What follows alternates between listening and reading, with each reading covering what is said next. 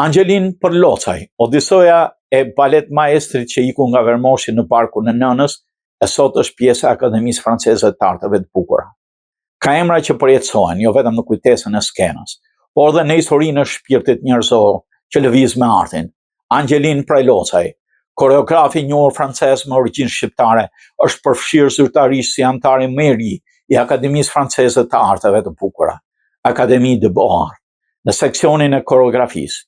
Ky nderim i madh i jepet një artisti që ka ndërtuar një univers të vetin, me botën e kërcimit bashkëkohor, një mjeshtër i gjuhës së trupit që nga Franca ka lëvruar një dialog global të artit, por me rrënjë banë dhe hijen e maleve të Vermoshit, nga iku me prindër shqiptar në vitet e trazuara të shekullit kaluar.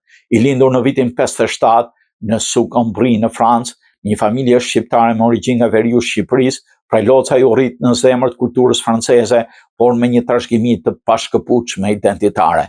Fillimisht i formuar në baletin klasik, ai orientua më vonë drejt baletit bashkëkohor, ku gjeti gjuhën e tij të vetë krijuese, një koreografi që tejkalon narracionin klasik për shënduar trupin në një vegël të introspeksionit dhe tensionit modern.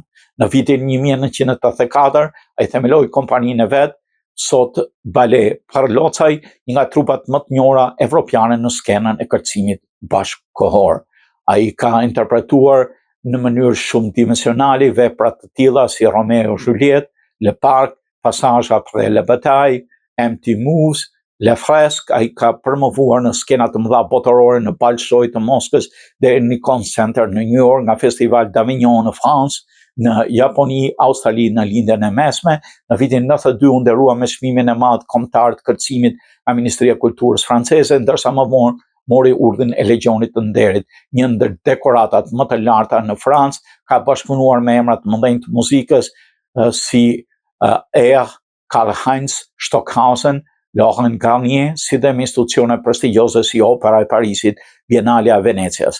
Angelin Përlocaj nuk e ka mohuar kur për ardhen e tij shqiptare, përkundërzi ajo është pjesë e ADN-së së tij krijuese.